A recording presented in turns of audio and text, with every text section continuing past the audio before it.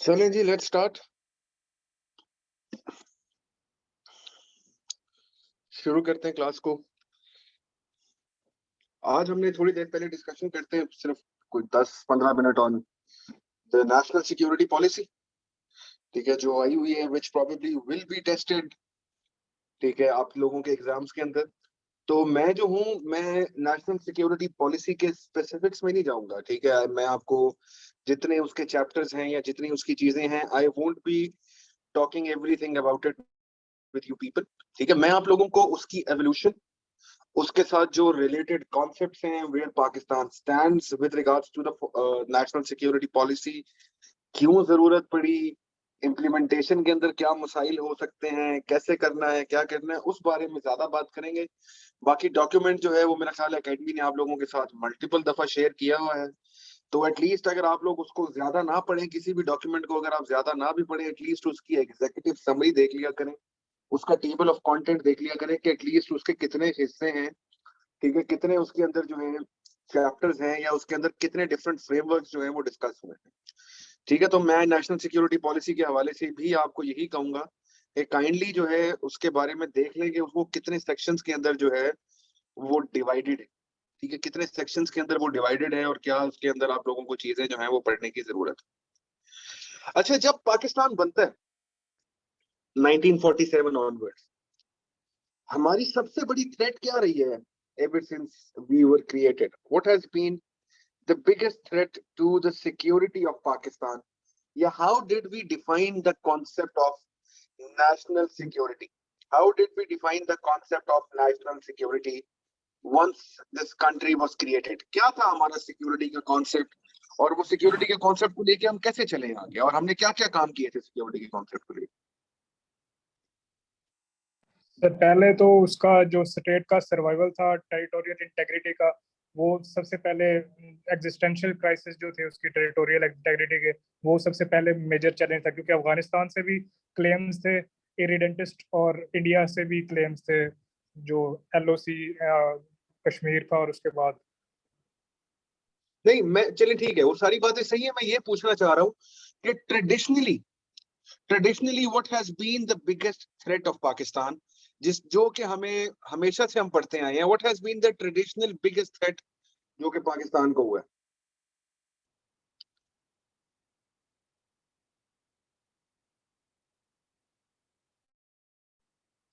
मतलब इंडिया ही है ना यार, इसके अंदर और क्या है? मतलब इसके अंदर कोई इतना मुश्किल सवाल तो नहीं है, ठीक है। Our traditional security threat has been India, ठीक है, और हमने जितने भी काम 1947 ऑनवर्ड्स किए हैं, they have been to counter the Indian influence, ठीक है। आप जो अमेरिकन ब्लॉक का हिस्सा बने, आप जो वेस्टर्न ब्लॉक का हिस्सा बने, वो आप क्यों बने? आप इसलिए बने ना क्योंकि you wanted western help to counter in case India जो है आपके ऊपर कोई अटैक अनलीश कर देता, ठीक है। तो आपने क्या किया? In order to counter that traditional threat, वो ट्रेडिशनल थ्रेट को काउंटर करने के लिए आपने एक रॉबस्ट मिलिट्री इंफ्रास्ट्रक्चर बनाया। एक वो जिसे हम कहते हैं ना रॉबस्ट मिलिट्री इंफ्रास्ट्रक्चर, वो आपका एक स्ट्रेटेजिक इंपेरेटिव बन गया, वो आपके मुल्क की एक जरूरत बन गई, क्योंकि कुछ महीने बनने के बाद ही you went on war with India with regards to Kashmir. फिर आपका सिर क्रीक का इशू, आपका रन ऑफ कच्छ का इशू, आपका सियाचिन का इशू, आपका कारगिल का इशू, आपकी 1965 की वॉर, आपकी 1971 की वॉर, आपके जो है पानी के मसाइल, ठीक है, सेवरल अदर इश्यूज, ठीक है। तो हमारा जनरली क्या परसेप्शन बन गया? हमारा एक ही परसेप्शन था कि our only threat lies in India, our only threat lies in India, and in order to counter that particular threat emanating from the eastern border, we need to have a strong military. We need to be on one page with regards to India. 2019 के अंदर याद है जब अभिनंदन ने border cross किया, हम सारे यहाँ पे बैठे तालियां बजा रहे थे कि जी इंडिया को बम मार दो, न्यूक्लियर चला दो, उड़ा दो, खत्म कर दो। तो वो जो चीजें हमारे अंदर इनकलकेट हुई है वो ऐसे नहीं हुई, they have been inculcated over generations. We have had a hostile neighbour, ठीक है। तो हमारी जो सिक्योरिटी डायमेंशन थी वो with regards to our borders and specifically with regards to our eastern neighbour India. फिर आ जाए जी अफगानिस्तान के ऊपर। अफगानियों ने कभी ड्यूरन लाइन को माना ही नहीं, ठीक है। आप लोगों को किसी को ड्यूरन लाइन की हिस्ट्री पता है? किसी ने पढ़ी है कि ड्यूरन लाइन का मसला क्या है? सर 1893 फिर में बाउंड्रीज को क्लियर किया गया था। 1893 में जब ब्रिटिश आया था इस तरफ, तो वहाँ पे जफर शाह साहब थे इधर अफगानिस्तान में, और उनका नाम चेंज से निकल गया। उन्होंने बाउंड्रीज तय की थी कि यहाँ तक हमारा इन्फ्लुएंस रहेगा और वहाँ तक आपका। 1893 के अंदर there was an agreement with the then British power जो कि इस खित्ते को रूल करती थी एंड द अफगानी गवर्नमेंट। ठीक है, मैं आप लोगों को एक और भी चीज मैंने बताई है कि आप लोग, मैंने देखा है कि नामों के ऊपर बहुत जाते हैं, you try to remember the names and you try to remember, ठीक है, सारी चीजें वो जो है वो सेकेंडरी चीजें होती हैं। Just try to grasp the concept, पहले नाम शाम जो है वो बाद में सेकेंडरी हो जाते हैं। ठीक है, चीज ये है कि एग्रीमेंट होता है, ठीक है, अफगानी कहते हैं कि जी, अब जो अफगानिस्तान का जो कॉन्सेप्ट है with regards to Durand line, वो ये कहते हैं कि वो हमारा जो ड्यूरेंट लाइन के ऊपर एग्रीमेंट हुआ था, वो एग्रीमेंट हुआ था with the British government. British government 1947 के अंदर चली गई, लिहाजा हमारा जो एग्रीमेंट ब्रिटिश गवर्नमेंट के साथ हुआ था 1893 के अंदर, वो 1947 में नल एंड वॉइड हो गया। तो ये जो ड्यूरेंट लाइन आप लोग कहते हैं कि 2500 2500 किलोमीटर का बॉर्डर है, ये तो अब एग्जिस्ट ही नहीं करता। और ये जो आपका पख्तूनख्वा का रीजन है, ठीक है, this should historically have been a part of Afghanistan, और ये अभी भी technically is a part of Afghanistan. ठीक है, तो सबसे पहले जो है हमें प्रॉब्लम ही अफगानिस्तान के थ्रू आया, और आज तक 2022 के अंदर हमें लगा था कि तालिबान की गवर्नमेंट अगर हम इंस्टॉल कर देंगे तो हमारे लिए मामला आसान हो जाएंगे, but this has not been the case with us. ठीक है, this has not been the case with us, और अभी भी हमें प्रॉब्लम्स जो है वो कॉन्स्टेंटली आ रहे हैं। आप देखें कि कितने अटैक्स हो रहे हैं और कितने मसले हो रहे हैं, और अभी भी ड्यूरेंट लाइन का जो इशू है वो बार बार पॉप अप करता है। तो बताने का मकसद ये है कि ईस्टर्न बॉर्डर भी मसला था और अफगानिस्तान वाले बॉर्डर के ऊपर भी मसला था, तो सिक्योरिटी थ्रेट के अंदर आपका इजाफा हो गया। फिर 1955 के अंदर जो पेशावर के अंदर अफगानिस्तान का काउंसलेट था, उसके ऊपर अटैक हो गया, और फिर हमने डिप्लोमेटिक रिलेशंस हमारे जो है विद अफगानिस्तान वो 2 साल तक दे वर कॉल्ड ऑफ। तो we have not been on very good terms with Afghanistan, and specially since 9/11 our relationship with Afghanistan has deteriorated, and the Indian influence in Afghanistan increased, which resulted in the image of Pakistan being downgraded with regards to the Afghani citizens and the Afghani government. ठीक है, अब आ जाए China के ऊपर। ठीक है, China के ऊपर हमने एक काम अच्छा किया था कि चाइना के साथ हमने अपने बॉर्डर की डिमार्केशन की थी। कब हुआ था एग्रीमेंट हमारा चाइना के साथ बॉर्डर डिमार्केशन का? 1963 में। 1963 सर। ठीक है जी, तो हमने वो एग्रीमेंट किया, चले वो एक बॉर्डर जो है वो हमारा सिक्योर हो गया विद रिगार्ड्स टू चाइना। अब आ जाए आप अपने अगले हमसाये के ऊपर, ईरान के ऊपर। ईरान के साथ आपका 1 स्टेप फॉरवर्ड 2 स्टेप बैकवर्ड वाला रिलेशन है। ठीक है, सेक्टेरियन मसले मसाइल हैं, ठीक है, ईरान के साथ। और ईरान जो है it has never been that credible relation जो कि आपने हमेशा चाहा है। इसी का एग्जांपल, एक छोटा सा एग्जांपल मैं आपको बताऊंगा कि ईरान की क्या रही है मामला। कुलभूषण यादव पाकिस्तान में कहां से एंटर हुआ था? ईरान से। ईरान से। And we have frequent attacks Iranian side से on our side, and we have frequent intermingling in the sectarian relationship within Pakistan. तो बताने का मकसद ये है जनाब कि हमारे जो है सिक्योरिटी थ्रेट्स जो रहे हैं वो बहुत ही ज्यादा ट्रेडिशनल किस्म के रहे हैं। ट्रेडिशनल सिक्योरिटी थ्रेट्स हम इनको कहते हैं। ठीक है, दुश्मन जो था पहले बॉर्डर पे आके लड़ता था। ठीक है, आपको होता था कि जी हम बॉर्डर के ऊपर कन्वेंशनल किस्म की जंग लड़ लेंगे, लेकिन क्या हुआ, जैसे जैसे वक्त आगे प्रोग्रेस किया, ठीक है, हालात चेंज हो गए। कौन कौन से कॉन्सेप्ट्स इंट्रोड्यूस हो गए? Concept such as proxy wars, ठीक है, concept such as hybrid warfare. ठीक है, मुल्कों को जंग लड़ने की जरूरत ही नहीं होती थी, मुल्कों को कुछ भी करने की जरूरत नहीं होती थी बॉर्डर के ऊपर। वो क्या करते थे, किसी ना किसी को इंटरनली रेज करते थे और आपके मुल्क के अंदर इंटरनल इंस्टेबिलिटी क्रिएट कर देते थे। ठीक है, पॉलिटिकल अपहीवल्स क्रिएट कर देते थे, इकोनॉमिकली वीक कर देते थे, सोशली वीक कर देते। तो जो आपने पर्पस अचीव करना था बॉर्डर के ऊपर हमला करके, वो आपने अचीव कर लिया वैसे ही मुल्क के अंदर से, और कितनी कीमत पे? बहुत ही ज्यादा कम कीमत के ऊपर। ठीक है, तो इस चीजों ने एक टर्म को जन्म दिया जिसको हम लोग कहते हैं नॉन ट्रेडिशनल सिक्योरिटी थ्रेट्स। अब आप में से मुख्तलिफ लोग मुझे बताएं, मुझे नेम करें, बताएं कि what are the different non traditional security threats Pakistan के कॉन्टेक्स्ट के अंदर, के नॉन ट्रेडिशनल सिक्योरिटी थ्रेट्स कौन से हैं जो हम लोग फेस करते हैं। What are the population, non climate traditional, change sir, वो पॉपुलेशन भी है, डिफॉरेस्टेशन, क्लाइमेट चेंज, ये सारी चीजें भी नॉन ठीक है ट्रेडिशनल जी, थ्रेट्स क्लाइमेट हैं। चेंज है सबसे बड़ा। आप देख लें, we have flash floods, heat waves, droughts. ठीक है, कराची की एक हीट वेव के अंदर 200-250 बंदा मर जाता है, फ्लैश फ्लड्स आते हैं 500-600 बंदा मर जाता है। तो भाई जो जंग ने बंदे मारने हैं, उससे ज्यादा बंदे जो हैं वो तो इन चीजों की वजह से मर रहे हैं। ठीक है, इनसे ज्यादा प्रॉब्लम्स हो रही हैं। Natural disasters are killing thousands, thousands. ठीक है, तो ये सारी चीजें जो है इसी तरह ही हो रहा है। अब क्या हो रहा है, जो डिस इन्फॉर्मेशन कैंपेन्स हैं, डिस इन्फॉर्मेशन कैंपेन चलाई जाती है, वो पूरे के पूरे मुल्क को डीमोरलाइज कर देती है। ठीक है, पूरे मुल्क को डीमोरलाइज कर देती है। अमेरिका जैसे मुल्कों के पास इकोनॉमिक सैंक्शंस की पावर है, वो ईरान के ऊपर इकोनॉमिक सैंक्शंस इंपोज कर देते हैं, वो नॉर्थ कोरिया के ऊपर इंपोज कर देते हैं चीजें। ठीक है, फिर क्या हो रहा है, पॉपुलेशन ग्रोथ। हमारे जैसे मुल्क के लिए जिसकी 22 करोड़ आबादी सिर्फ और सिर्फ अभी तक ऑन पेपर है, एक्चुअली पता नहीं कितनी हो, ठीक है, उसके लिए तो ये कितना बड़ा मसला है।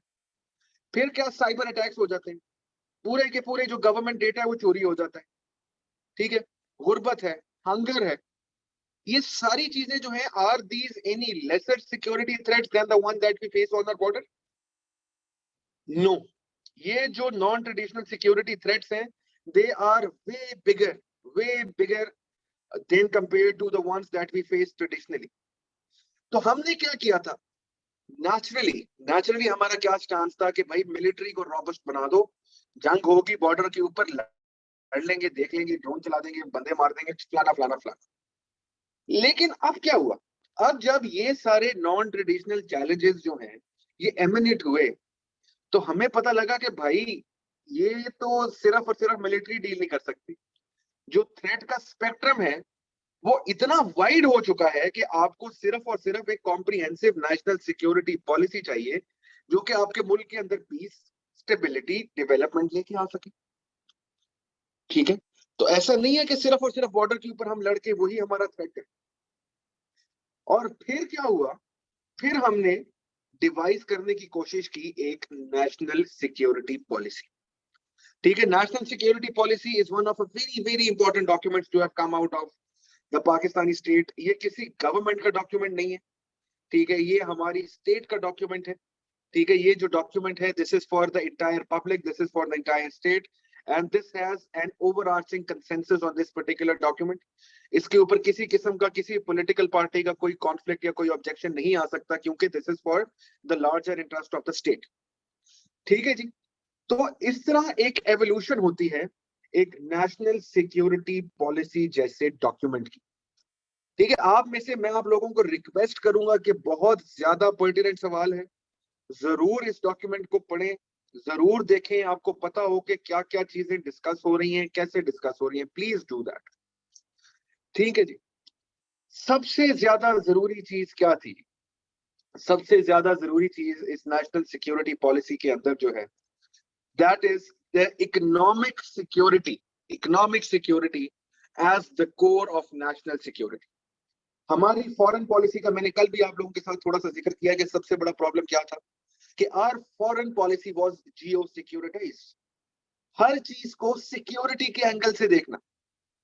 ठीक है, उसके अंदर जियो इकोनॉमिक्स का लेंस नहीं था।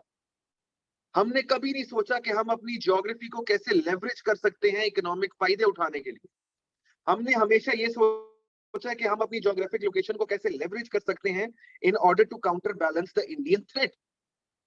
ठीक है जी, और यहाँ पे अब हमें इस चीज का अंदाजा हुआ है कि भाई अनलेस एंड अनटिल आपके पास पैसा नहीं होगा, इकोनॉमिक रिसोर्सेज नहीं होंगे, तब तक तो भाई आप अपनी ट्रेडिशनल मिलिट्री सिक्योरिटी भी नहीं चला सकते, तब तक तो आप अपने बॉर्डर्स को भी प्रोटेक्ट नहीं कर सकते। नॉन ट्रेडिशनल को तो छोड़ो, इकोनॉमिक सिक्योरिटी होगी तो वेपन खरीदोगे, इकोनॉमिक सिक्योरिटी होगी तो ड्रोन्स लोगे, इकोनॉमिक सिक्योरिटी होगी तो बॉर्डर सर्वेलेंस की टेक्नोलॉजी लोगे, इकोनॉमिक सिक्योरिटी होगी तो रडार्स वगैरह जो भी आपको वेपनरी चाहिए आप लेंगे। तो नेशनल सिक्योरिटी पॉलिसी जो है, इसके अंदर जो सबसे बेहतरीन चीज है वो ये है कि हम लोगों ने इकोनॉमिक सिक्योरिटी को फाइनली रिकॉग्नाइज कर लिया। We have finally recognized economic security as the basic tenet of a country.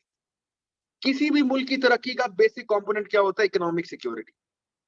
ठीक है, गुर्बत जो होती है, हंगर जो होती है, वो एक्सट्रीमिज्म को ब्रीड करती है। एक्सट्रीमिज्म को ब्रीड करती है। मैं आप लोगों को कोई स्पेसिफिक एग्जांपल नहीं दूंगा। ठीक है, लैक ऑफ डेवलपमेंट जो होती है वो एक्सट्रीमिज्म को पनपने देती है। आपके पास एग्जांपल है जो 2-3 दिन पहले जो अटैक हुआ है, you are very very well aware about this. ठीक है, आप लोगों को पता है क्या है। तो सबसे खुशी की बात मेरे लिए जो इस नेशनल सिक्योरिटी पॉलिसी के अंदर है वो क्या है कि भाई फाइनली जो है हम लोग अपना कैनवस बड़ा कर रहे हैं। फाइनली हमारी जो थिंकिंग है, फाइनली हमारा जो थॉट प्रोसेस है, इट हैज इंक्रीज्ड। फाइनली हमारे थॉट प्रोसेस के अंदर ट्रेडिशनल थ्रेट्स के अलावा कुछ और चीजें घुस रही हैं, इंडिया के अलावा कुछ और चीजें आ रही हैं। हम अपने बच्चों को, अगली फ्यूचर जनरेशंस को बता रहे हैं कि भाई no, there is more to a country than a traditional security threat. ठीक है जी। अब आप देख लीजिए नेशनल सिक्योरिटी पॉलिसी के अंदर काफी ज्यादा डायमेंशंस हैं। ठीक है, मैं आपको पढ़ के बता देता हूँ कि क्या है इसके अंदर। ठीक है, एक तो हमारा नेशनल सिक्योरिटी का फ्रेमवर्क है। दूसरा जी हमारे पास नेशनल कोहेजन है। ठीक है, वी हैव नेशनल कोहेजन जिसके अंदर हम लोग नेशनल बात करते हैं, नेशनल यूनिटी की बात करते हैं, जिसके अंदर हम ये कहते हैं कि it is of extreme importance that we stay on the same page and do not let the ethnic divides weaken us. ठीक है, as we have seen कि we have an insurgency going on against the state in one particular province. ठीक है, तो national cohesion is at the core of this. जब तक हम लोग यूनाइटेड नहीं होंगे, जब तक हम अपनी रीजनल कैप्स नहीं उतारते ना, तब तक हम नहीं सोच सकते। हमारी जो रीजनल प्रोविंशियलिज्म की कैप्स हैं वो क्या होती हैं? Punjabi, Sindhi, Balochi, Saraiki, etcetera etcetera. हम लोग क्या करते हैं कि जब हम लोगों को कोई चीज मनवानी होती है ना, हम लोग क्या करते हैं? We wear that provincial cap. ठीक है, अब एक कराची की जमात है, आप उसको देख लें, जब वो हुकूमत में नहीं होते वो मुहाजिर होते हैं, जब वो हुकूमत में आ जाते हैं वो पाकिस्तानी बन जाते हैं। ठीक है, तो नेशनल कोहेजन बहुत जरूरी है। ठीक है, लोगों को एथनिक लाइंस के ऊपर हमने डिवाइड नहीं करना। ठीक है, लेकिन एट द सेम टाइम हम लोगों ने प्लूरलिज्म को, मल्टीलैटरलिज्म को, मल्टीकल्चरलिज्म को रिकॉग्नाइज करना है। ठीक है, हमने उसको पहचानना है। हमने ये नहीं कहना कि भाई ये तुम्हारी आइडेंटिटी जो है ये किसी दूसरी आइडेंटिटी से कम है। No, all of you are equally important and your diversity is to be accepted in a country like Pakistan. ठीक है, आप जो मर्जी है, this is a country for you people. National cohesion के साथ रहो, just focus on the combined goal. ठीक है, stop indulging in petty things, stop indulging in things that push you back and push the entire country back. तो national cohesion is the need of the our.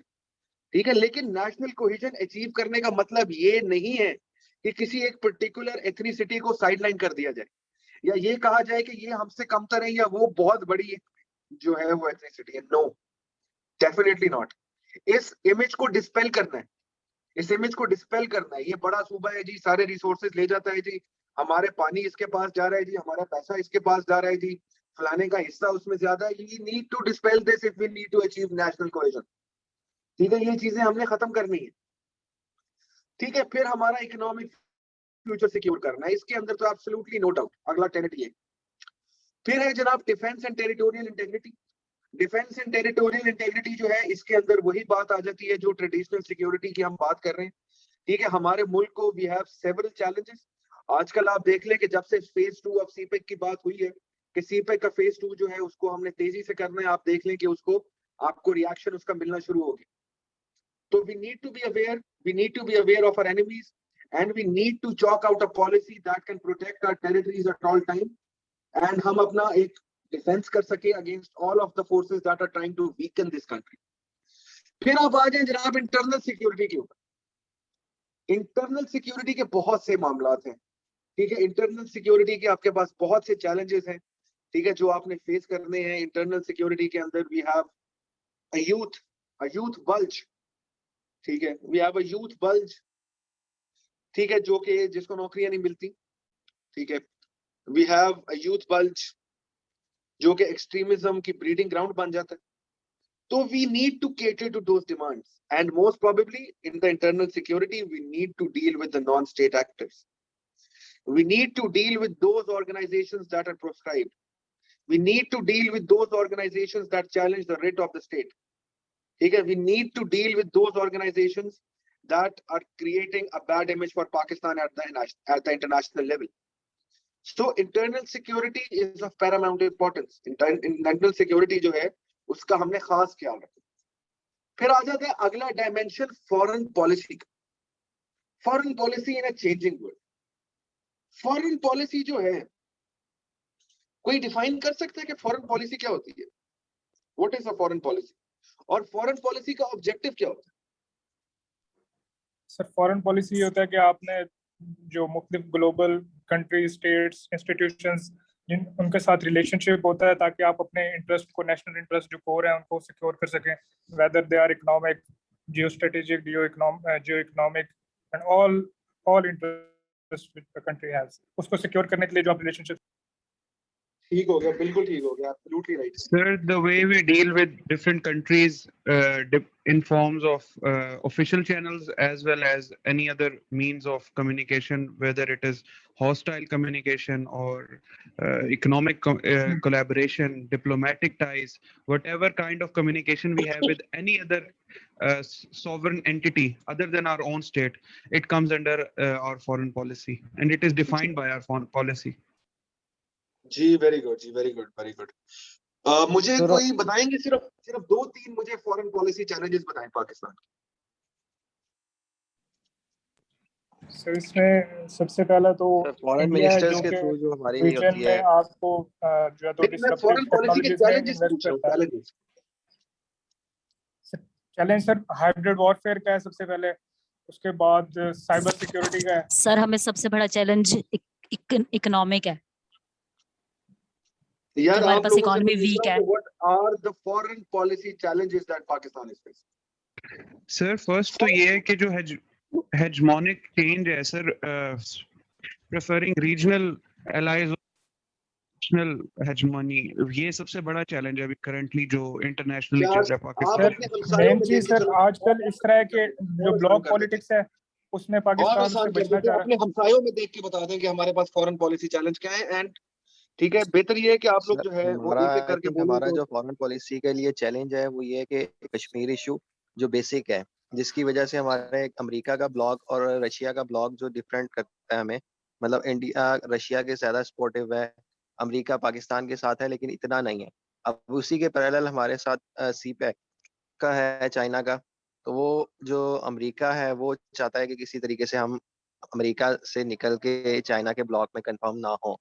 अभी भी हैं तो सही, लेकिन ये कि वो इसीलिए वहाँ पे इन्वेस्टमेंट भी कर रहा है, पाकिस्तान में भी अभी दे रहा है, एड्स भी दे रहा है कि हम उसके साथ भी मसावी ताल्लुकात साथ रखें. 2 मेन पॉइंट्स आई थिंक हैं.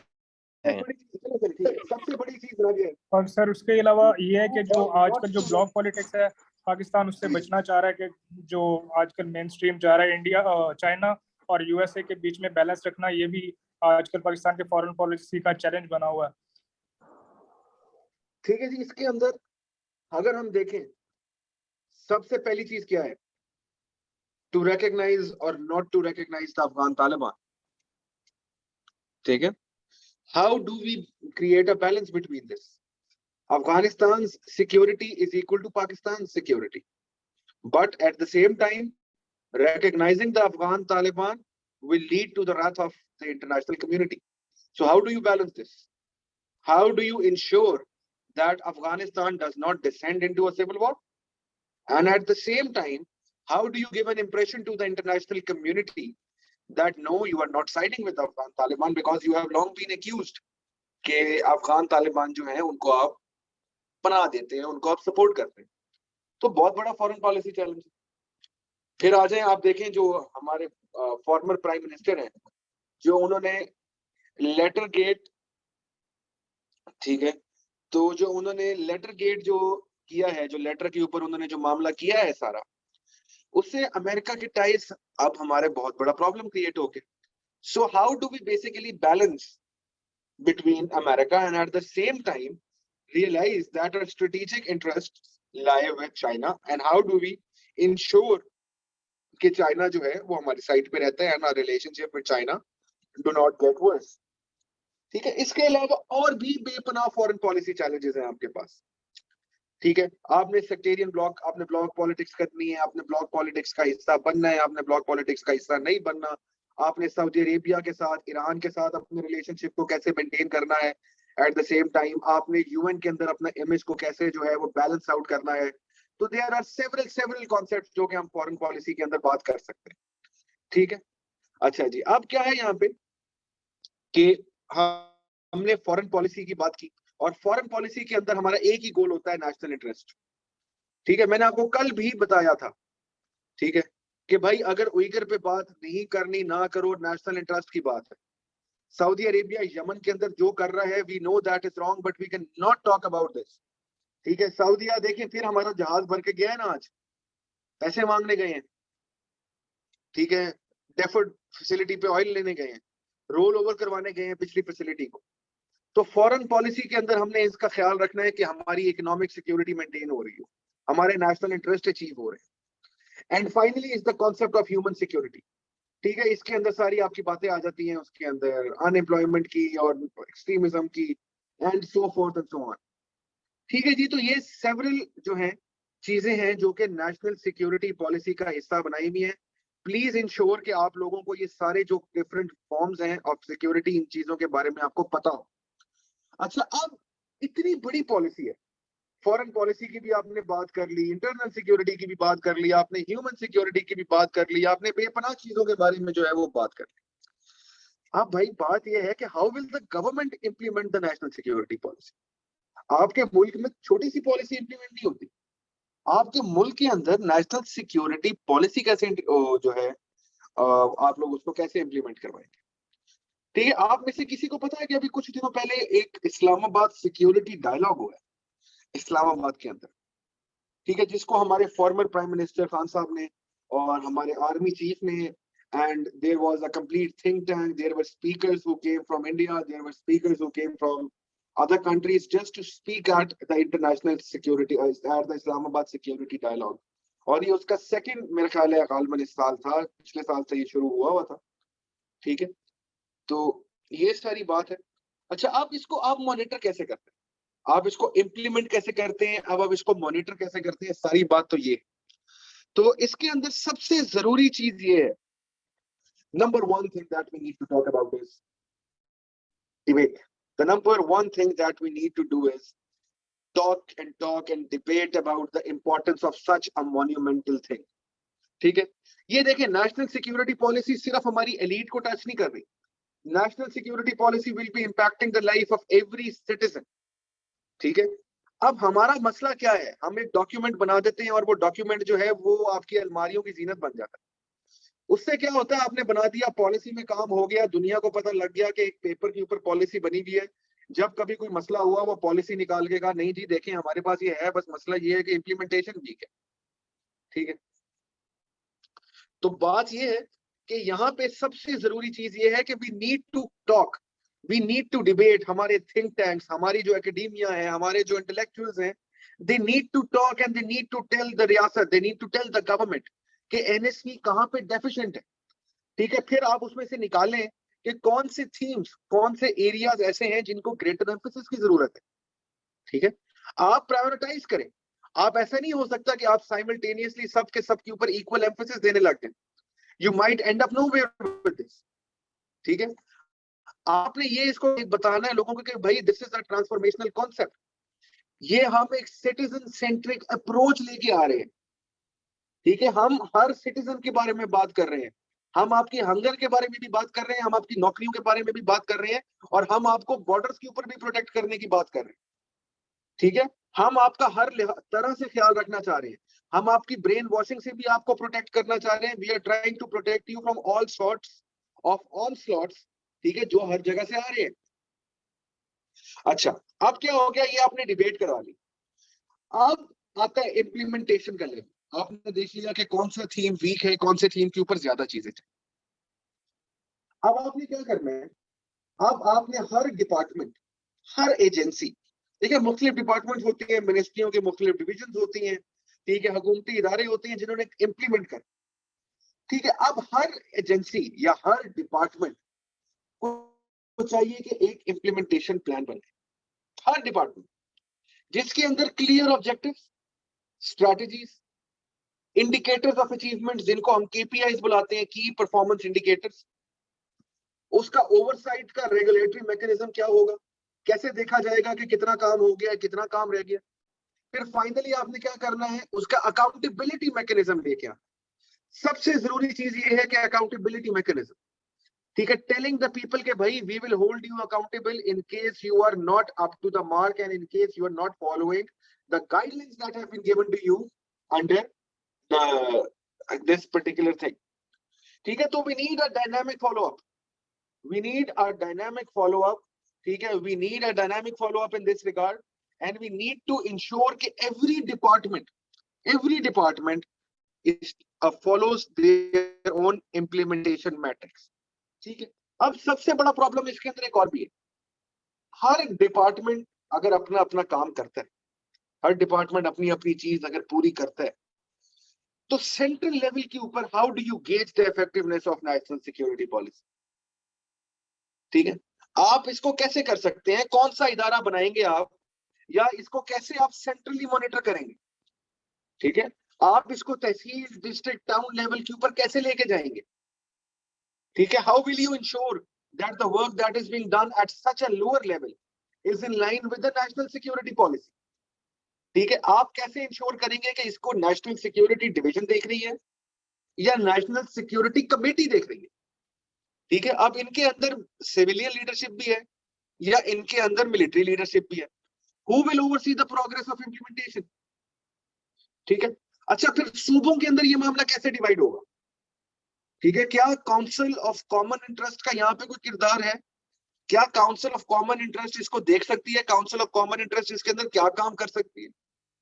ठीक है, प्रोविंसेस को आप पहले ही उनका शेयर नहीं देते, if you try to implement all of this, how will you ensure that the provinces are on board. तो ये क्या है, ये these are very very profound questions. ठीक है, आपका जो गवर्नेंस स्ट्रक्चर है, क्या वो इस चीज की इजाजत देता है कि आप इतनी बड़ी चीज को इंप्लीमेंट कर सकें विदाउट एनी फ्लॉज।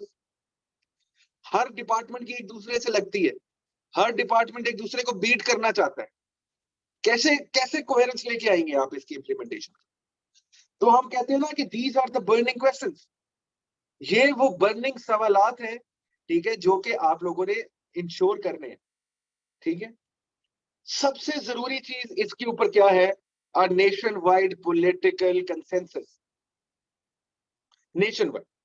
और इससे भी ज्यादा इंपॉर्टेंस क्या है, coherence and coordination amongst the stakeholders, amongst the relevant stakeholders, and you need to ensure that there is a debate around the implementation of NSP। देखें, बड़े डॉक्यूमेंट्स आए हैं हमारी हिस्ट्री में, 2014 के एंड पे we were all shaken by the APS Peshawar attack। ठीक है, we are all shaken by the APS Peshawar attack. उसके बाद हमने क्या डॉक्यूमेंट बनाया था पेशावर अटैक के बाद, कौन सा डॉक्यूमेंट बनाया? National action plan. National action plan बना दिया, नेशनल एक्शन प्लान बना दिया, उसके बावजूद हम FATF की ग्रे लिस्ट में हैं 2018 से। तो बात यह है कि डॉक्यूमेंट सिर्फ बनाना काफी नहीं है। ठीक है, बात यह है कि एक दफा आपने अगर इसको पॉलिसी दे दी है, तो जितनी सक्सेसिव गवर्नमेंट्स हैं दे शुड ओन दिस, जितनी सक्सेसिव गवर्नमेंट्स हैं they should own this as their own document, as a document of the state and not as a document of some particular political party or a government that was preceding them। We need to ensure that there is an analytical debate on this and we need to emphasize the areas jahan pe importance zyada deni hai। Overall, this is an unprecedented step that has been taken in the what do you say, in the historical realms of Pakistan। ठीक है, ऐसी चीज हमें नहीं मिलती and this was very likely, क्योंकि ये develop की गई है by the national security division and by someone as credible as Moeed Yusuf sahab. ठीक है, जो कि बहुत ही क्रेडिबल, बहुत ही सुलझे हुए, बहुत ही समझदार इंसान है। ठीक है, उनकी तरफ से जो है FATF is not a politically motivated decision. ये इसको पॉलिटिकली मोटिवेटेड कहने से ये होता है कि आप अपनी ऊपर से जिम्मेदारी हटा रहे हैं। एक मुझे सवाल आया हुआ है, मैसेज कमेंट आया हुआ है कि जी FATF जो है ये पॉलिटिकल मोटिवेटेड है। नो डाउट के पॉलिटिकल एंगल है, लेकिन सिर्फ पॉलिटिकली मोटिवेट कहने से आपके ऊपर से जिम्मेदारी नहीं हट सकती। ठीक है, आपके ऊपर से जिम्मेदारी नहीं हट सकती। आप ये नहीं कह सकते कि हमारे मुल्क के अंदर एवरीथिंग इज परफेक्ट, हमारा तो कोई मसला ही नहीं था, हमारा तो बैंकिंग सेक्टर जो है वो तो दुनिया का सबसे अच्छा है। ना कभी हमने मनी लॉन्ड्रिंग की है, ना कभी हमने टेरर फाइनेंसिंग की है। ठीक है, हमने तो हर ऑर्गेनाइजेशन को बंद करके रखा हुआ है। तो ऐसे नहीं होता भाई, ऐसे नहीं होता। ठीक है, पॉलिटिकल एंगल जरूर है, बिल्कुल है, मैं मानता हूँ, लेकिन we need to rectify our house as well. ठीक है जी। तो इस लिहाज से FATF के अंदर we have our own concerns and we have addressed many of the concerns, and inshallah soon we will be out of the FATF grey list क्योंकि we are following the plan that has been given to us. But इसको इतनी reductionist approach ना अपनाया करेंगे जी, सिर्फ एक ही reason है जिसकी वजह से हम FATF की ग्रे लिस्ट के अंदर। तो जी this was all from the national security policy side. ठीक है, आई होप आप लोगों को नेशनल सिक्योरिटी पॉलिसी के बारे में कुछ एक डिफरेंट फ्लेवर मिला होगा एटलीस्ट।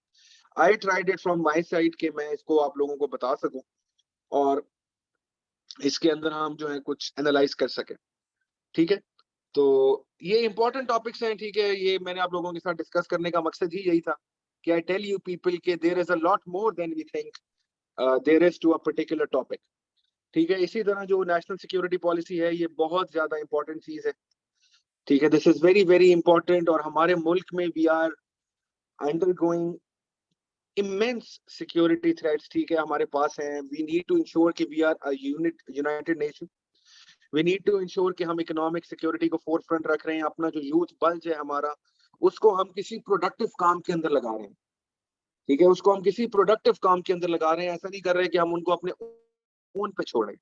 हम एक वो फॉरेन पॉलिसी लेके आ रहे हैं जो दुनिया कह रही है कि यार ये डायनेमिक फॉरेन पॉलिसी जो है, ठीक है, वो लेके आ रहे हैं यार। FATF, I am not sure आप लोगों को ये चीजें FATF वाली अभी तक पता होनी चाहिए। If you people are appearing in an exam in like 12-14 days, तो you should be knowing how FATF affects the states. मैं थोड़ा सा बता देता हूँ। ठीक है, जैन भाई फिर अब मैं क्या करूँ? Should I talk about the paper attempting techniques? क्योंकि मेरे अपने पास टाइम कम है, मैंने जो है काम करना है। मुझे तो बता दें, अब मैं FATF के बारे में थोड़ी सी बात कर लूँ इन लोगों के साथ, या मैं पेपर अटेम्प्टिंग के बारे में बात कर लूँ? जी सर, सुनील भाई आप पेपर अटेम्प्टिंग टेक्निक्स के ऊपर आएंगे क्योंकि काफ़ी सारे बच्चों के कंसर्न्स हैं regarding current affairs and Pakistan पे जेंडर स्टडीज और US हिस्ट्री, तो काइंडली अच्छा चलें, ठीक है, ठीक ठीक है, और ठीक है, सर इनके ले ओके। अच्छा चले, आप मुझे यार टेक्स्ट कर लेना अगर किसी ने पूछना हो ना, तो मैं I hope I will be able to reply. आप मुझे पूछ लीजिएगा, मैं आपको बता दूंगा। सर आप एक रिवीजन सेशन अरेंज कर दें। अच्छा, ये तो एकेडमी को पता है, तो मुझे इसके बारे में आइडिया नहीं है, तो वो जैन साहब से आप कोऑर्डिनेट कर ले, वो आपको बेहतर बता देंगे इस बारे में। अच्छा जी, पेपर अटेम्प्टिंग टेक्निक्स सबसे जरूरी चीज है। जितनी मर्जी नॉलेज हो, जितना मर्जी पढ़ा हुआ हो, किताबों की किताबें पढ़ी हुई हो, अगर पेपर अटेम्प्टिंग नहीं आती तो वो सारा कुछ बेकार है। बहुत ही लिमिटेड टाइम फ्रेम है। ठीक है, बहुत ही लिमिटेड काम और आपके पास जो है सोचने का टाइम है। उसी लिमिटेड टाइम के अंदर क्वालिटी नंबर 1 सबसे जरूरी चीज, एंड क्वांटिटी उसके बाद। ठीक है, एक वो डॉक्यूमेंट आपने प्रोड्यूस करना है जो कि कोई और प्रोड्यूस नहीं कर पा रहा। ऐसे ही है ना, this is a competitive exam. ठीक है, हम में से बहुत से स्टूडेंट्स मुझे मैसेज करते हैं, सर कलेक्टिवली पास करना है ना, current affairs, Pakistan affairs, general knowledge, जो जनरल साइंस एबिलिटी होती है। तो मैं उनको कहता हूँ कि भाई अगर अभी से यही सोच है कि हमने कलेक्टिवली पास करना है, सिर्फ 120 नंबर लेने हैं 300 में से, तो मैंने कहा यार don't even sit in the exam. जरूरत ही नहीं है आपको एग्जाम के अंदर बैठने की, अगर आपकी ये सोच है कि हमने तो सिर्फ बेयरली लाइन क्रॉस करनी है। भाई मुकाबले का इम्तिहान है, आपका जिन लोगों से मुकाबला है वो पता नहीं कितने सालों से पढ़ रहे हैं, क्या क्या पढ़ रहे होंगे, कितनी ज्यादा किताबें पढ़ चुके होंगे, कितनी ज्यादा राइटिंग प्रैक्टिस कर चुके होंगे। तो आप ये सोच रहे हैं बैठ के कि जी मैं 120 नंबर लेके CSS कर लूंगा इन तीनों सब्जेक्ट्स के अंदर? Definitely not, definitely not. Competitive exam है, आखिरी सेकंड तक जब तक पेपर हैंड ओवर नहीं होता, this is a competitive exam. You need to put your sweat in this, you need to ensure कि you are fighting till the last thing. और एक एक वर्ड जो आपका पेन लिख रहा है, that is pure pure quality, and that will give you marks. अगर आपको लग रहा है कि आप कोई चीज ऐसे ही वॉमिट कर रहे हैं on the exam, that is of absolutely no use. Don't do that, don't do that please. अच्छा, अब मैं जल्दी जल्दी से आपको बता रहा हूँ। ठीक है, मैं आपको जल्दी जल्दी से बता रहा हूँ कि कैसे हम लोगों ने पेपर अटेम्प्ट करना। करंट अफेयर्स का बता रहा हूँ, यही अप्लाई होता है पाकिस्तान अफेयर्स पे, और यही सारा जनरल एक इसी तरीके से अप्लाई होता है। सबसे पहले आ जाओ टाइमिंग के ऊपर।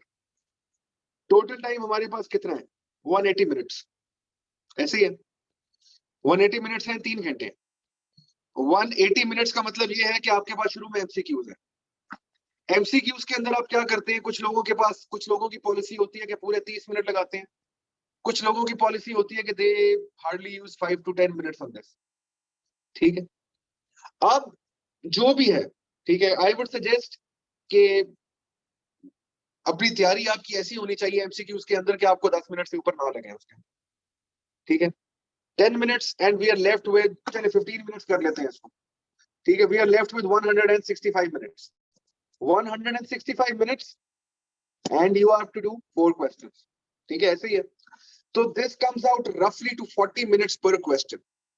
40 मिनट पर क्वेश्चन, 40 मिनट के अंदर 20 नंबरों का सवाल आपने लिखना है। अब सबसे बड़ा प्रॉब्लम क्या है? सबसे बड़ा प्रॉब्लम ये है कि हमने पहला सवाल किया, हमें बड़ा अच्छा लगा, हमने कहा कि जी मुझे तो इसके ऊपर बहुत पढ़ा हुआ है, एग्जामिनर को मैं इतना इंप्रेस करूंगा इस सवाल से, और आपने 40 मिनट की जगह वहां पे लगा दिए 60 मिनट, 70 मिनट्स। ठीक है, अगर तो आपको फॉर एग्जांपल 12 नंबर मिलने थे, वो 30 मिनट फालतू लगाने से आपको 14 मिल गए होंगे, लेट्स अज्यूम, अगर तो मिले होंगे। ठीक है, अब आप अगले सवाल पे आते हैं। आपने जो टाइम 30 मिनट कंज्यूम किया है, इसका ये मतलब है कि आपके तीनों सवालों का बाकियों का 10-10 मिनट टाइम पहले से ही कम हो गया। तो now you are left with 30 minutes for each question. आपने फिर अगले क्वेश्चन के ऊपर फिर 40 मिनट लगा दिए, क्योंकि आपको लग रहा था कि ये भी मुझे बहुत बेहतर आता है। ठीक है, अब आपको चलो वहां से भी 1 नंबर फालतू मिल गया। Now you come to the last 2 question. 20-20, 25-25 minute पड़े हुए, फिर 30-35 मिनट लगा दिए तीसरे सवाल के ऊपर, और आखिरी सवाल जो है माशाल्लाह से उसके लिए आपके पास बचे 10 से 12 मिनट। आपने एज्यूम करते हैं कि पहले 3 सवालों के अंदर आपने जो है टोटल एक्स्ट्रा मार्क्स जो फालतू टाइम लगा के गेन किए, वो 5 मार्क्स आपको मिल गए। बहुत बात बता रहा हूं कि आपको 5 मार्क्स एक्स्ट्रा मिल गए। अब लेकिन क्या है कि चौथे सवाल के अंदर आपके पास 10 मिनट बचे और आप लिख ही नहीं सकते। उसने आपको 20 में से दिए 4 नंबर या 5 नंबर, तो लूज कितने कर दिए? 10 मार्क्स। ओवरऑल नुकसान हो गया, ओवरऑल घाटे में चले गए। आवाज आ रही है मुझे? Yes sir. ठीक है, तो ओवरऑल क्या हुआ? ओवरऑल आपका नुकसान हो गया। तो please keep this in mind. Please, मैं आप लोगों को ये बता रहा हूं, सबसे मुश्किल काम पेपर अटेम्प्ट करने का है टाइम मैनेज करना, क्वालिटी प्रोड्यूस करना, क्वांटिटी प्रोड्यूस करना, गिवन टाइम के अंदर प्रोड्यूस करना। अगर तो आदत नहीं है 40 मिनट के अंदर क्वालिटी आंसर लिखने की, bye quality I mean real quality, ठीक है, 40 मिनट्स के अंदर अगर आंसर नहीं लिख पा रहे हो और सबको साथ जस्टिस नहीं कर पा रहे हो, 40-40-40 अच्छे मार्क्स नहीं आएंगे, कभी भी नहीं आएंगे। आप खुद ही एग्जामिनर को मौका देते हो कि यार मैंने पहले 7 साइड्स लिखी हैं, आखिरी में 1 लिख रहा हूं या 2 लिख रहा हूं, खुद ही एग्जामिनर को मौका दे दिया ना कि अगर मुझे वहां पे 15 दिए तो ऑटोमेटिकली मुझे 5 नंबर दो। तो अगर तो आप लोग टाइम मैनेज कर पाए तो number 1 thing is you have one a great battle. ठीक है, टाइम मैनेजमेंट, क्वालिटी, क्वांटिटी, ये सब तब आएगा जब प्रैक्टिस होगी। अगर तो आप में से कोई इस खाम ख्याली में जा रहा है ना कि भाई मैंने कोई प्रैक्टिस नहीं की और मैं बहुत बड़ा जो हूँ तुरम खान हूँ और मैं पेपर के अंदर जाके मुझे सब कुछ आता है, मैं लिख लूंगा, कभी भी नहीं होगा। मैं कहता हूँ आपने जहां मर्जी से पढ़ा हुआ है, आपने जो मर्जी किया हुआ है, अगर राइटिंग प्रैक्टिस नहीं है आप एग्जाम के अंदर कभी प्रोड्यूस नहीं कर पाएंगे। ठीक है, एंड अभी भी 10-12 दिन है, उठाओ पास पेपर, लिखना शुरू करो, टाइम करो, ऊपर टाइम लिखो। ठीक है, देखो अपने आप को कितना है, 3 घंटे के लिए अपने आप को जो है बिल्कुल सॉलिट्यूड में रखो एंड अटेम्प्ट पेपर। अपने आप को उसी हिसाब से टाइम दो, अपने आप को उसी हिसाब से जो है फोकस करो जिस तरह एग्जाम हॉल में बैठना। ये नहीं होता कि मैं पेपर के अंदर जाके कर लूंगा, कभी भी नहीं होगा पेपर के अंदर जाके, बिलीव मी यार, कभी नहीं होगा। जितने लोग बाहर निकलते हैं सबसे पहले एक कमेंट आता है उनका कि यार पूरा नहीं हो सका, सबसे पहले उनका ये कमेंट आता है कि यार पूरा ही नहीं हो सका। तो भाई अगर आपका पूरा नहीं हो सका तो how do you expect a good score? अगर पास कर भी लोगे, ठीक है, तो अगर 600 के ऊपर पास किया है, पंजाब का डोमिसाइल एलोकेट तो फिर नहीं होना। क्या होगा, 2 महीने लोगों से मिठाइयां लेके खुश हो जाओगे, बाद में जो एलोकेशन का हार्ड ब्रेक होगा वो कैसे, उसको कैसे मैनेज करो। तो प्लीज मैं आप लोगों को सबसे बेसिक असूल बता रहा हूं, please focus on the time and attempt your questions in a subtle balance, attempt your questions in a manner कि आप चारों सवालों के साथ इक्वल जस्टिस कर रहे हो, चारों सवालों के अंदर मोर और लेस इक्वल लेंथ वाले आंसर्स लिख रहे हो, चारों सवालों को मोर और लेस इक्वल टाइम दे रहे हो। Please keep this in mind. और एक और चीज, अगर तो आप में से कोई ये सोच रहा है ना कि मैं एमसीक्यूज के बगैर बड़ा मार्क्स, बड़े नंबर ले लूंगा, तो भाई आप बहुत बड़ी भूल में, बहुत बड़ी भूल में हो। 1200 में से 220 नंबर है एमसीक्यूज के, 1200 में से 220 marks are of MCQs. Imagine कि अगर आपके एमसीक्यूज की अच्छी तैयारी है तो आपका स्कोर कहां से कहां जा सकता है। ठीक है, इमेजिन। तो this is a holistic approach, holistic approach आपको चाहिए in order to attempt this. ठीक है, आई होप मैंने इसके ऊपर ज्यादा टाइम लगाया है कि आप लोगों को मैं सेंसिटाइज कर सकूं।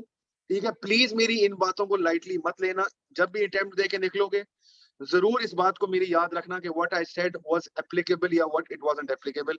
आप लोगों को समझ आ जाएगी कि हाउ इंपॉर्टेंट वाज दिस। ठीक है भाई एक बड़ा अच्छा जी, एक और क्वेश्चन जो है ना मैं कोट करना चाहूंगा। I have seen students getting confused in the methodology. कभी कोई कह रहा है कि आप तवज्जो दें, या कोई कह रहा है कि जो ना क्वेश्चंस के अंदर आप ग्राफ्स को या मैप्स को इंकलकेट करें। तो what do you say about this? Content matter और आप जहन में पूछ रहे हैं कि ग्राफ्स और मैप्स के बारे में, कि मतलब क्वेश्चंस के अंदर कंटेंट ज्यादा मैटर करता है, या वी शुड इंकलकेट मैप्स और ग्राफ्स इन एवरी क्वेश्चन? देखिए मैं फॉर एग्जांपल आपको बताता हूँ, रशिया यूक्रेन का सवाल आ गया। ठीक है, अगर तो आपके पास नीटनेस है, अगर आपको लगता है कि आप नीटली 2 से 3 मिनट के अंदर एक रफ सा स्केच खींच के ईस्टर्न यूरोप दिखा सकते हो, बता सकते हो यूक्रेन किधर है, रशिया किधर है, बल्गारिया किधर है, रोमानिया किधर है और मोल्डोवा किधर है, और आप वहां से एक ट्रेजेक्टरी ड्रॉ कर सकते हो रशिया की इनटू वेस्टर्न यूरोप, तो गो फॉर इट। ठीक है, गो फॉर इट। लेकिन this is not a rule कि आपने हर एक पेपर के अंदर हर जगह करना है, बिल्कुल भी नहीं, बिल्कुल भी नहीं। इसके अंदर लोग फंस जाते हैं। ठीक है, बिल्कुल इसमें लोग फंस जाते हैं। वो ही मैप बनाओ जो कि बना सकते हो। अगर तो भाई मेरे गलत मैप बनाना है, अगर तो वो चीज बनानी है जिसका पता ही नहीं है, लेबल ही नहीं पता कि वो मुल्क ऊपर था या वो मुल्क नीचे था, ठीक है, तो बिल्कुल भी हाथ ना डालो, बिल्कुल भी हाथ ना डालो। ट्रेडिशनल तरीके से अटेम्प्ट करो, मार्क्स तब भी अच्छे आ जाए। लेकिन if you want to, because this is a competitive exam, आप नहीं बनाओगे तो कोई ना कोई बना देगा, आपसे बहुत अच्छा बनाएगा। ठीक है, तो ऐसे ही है, इस्लामियत के पेपर के अंदर भी ऐसे ही है। बहुत से लोग अरेबिक नहीं लिखते, लेकिन बहुत से लोग जो है वो बहुत परफेक्ट अरेबिक लिखते हैं, जेर जबर डाल के अरेबिक लिख के आते हैं। अब एग्जामिनर जो है वो उसको ज्यादा मार्क्स देगा या आपको ज्यादा मार्क्स देगा, कम्पिटिटिव एग्जाम। तो द पॉइंट इज कि only if you are able to do it with utmost perfection, go for it, keeping in mind the time constraint, keeping in mind the time constraint. लेकिन maps, diagrams are absolutely not a necessity, but they do add some value only if you are able to relate it to the question. बिला वजह नहीं, ठीक है, बिला वजह नहीं बना देना। अब पाकिस्तान नेशनल सिक्योरिटी पॉलिसी के अंदर मैं पाकिस्तान का नक्शा नहीं बना सकता, मुझे चाहिए नहीं, मुझे चाहिए नहीं पाकिस्तान का नक्शा उसके अंदर। ठीक है, पाकिस्तान इकोनॉमिक क्राइसिस के अंदर मैं पाकिस्तान का नक्शा नहीं बनाऊंगा। ठीक है, तो ये सारी चीजें जो है ये आपकी अपनी अंडरस्टैंडिंग है एज पर द क्वेश्चन। अगर आपको लग रहा है कि मैप आपको एड कर सकते हैं और बड़ा प्यारा सी नीट सी ड्राइंग आप बना रहे हो, तो definitely go for it, otherwise there is no need to go for it. ठीक है, अच्छा जी, सवाल लिखने का सबसे इंपॉर्टेंट तरीका क्या है? ज्यादा से ज्यादा हेडिंग्स, ज्यादा से ज्यादा सेल्फ एक्सप्लेनेटरी हेडिंग्स। जिन लोगों ने मुझसे पढ़ा हुआ है मैं उनसे रिक्वेस्ट करता हूं कि मुझे समझाओ कि what is a self explanatory heading. Sir heading के अंदर ही आपने इतना एक उसको पिक्चर दे देनी है कि इस हेडिंग में आप क्या बात करने जा रहे हो, मतलब तकरीबन 1 लाइनर हो आपकी हेडिंग जिसमें आप सारा डायरेक्शन बता रहे हो कि मैं किस तरफ जा रहा हूँ। ठीक है, कोई और बताएगा कि what is a self explanatory heading, और हेडिंग्स हमारी किस तरह की नहीं होनी चाहिए। I want every one of you to please listen कि हेडिंग हमारी किस तरह की होनी चाहिए, किस तरह की नहीं होनी चाहिए।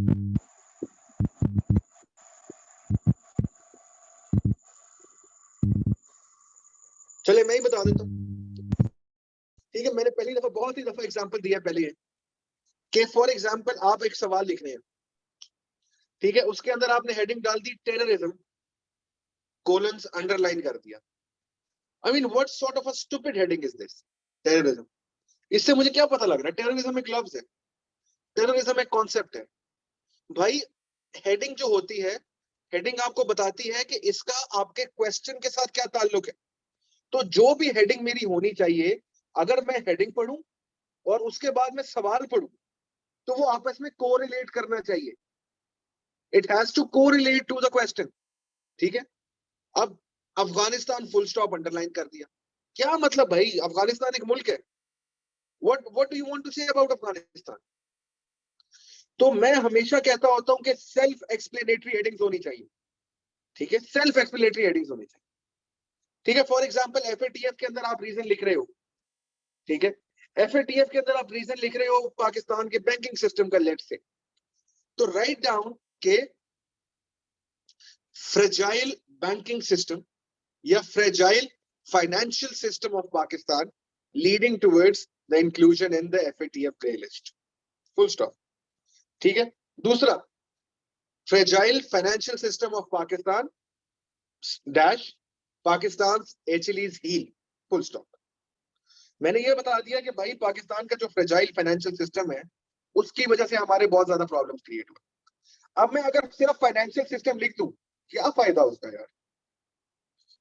तो we need two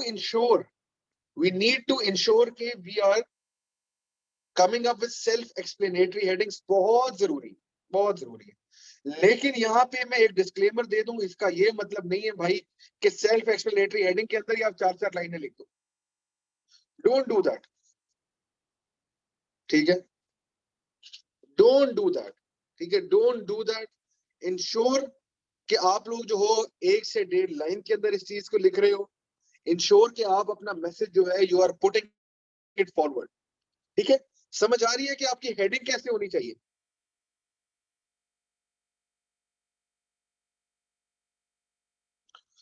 heading Yes, के sir. ऊपर कोई क्वेश्चन है?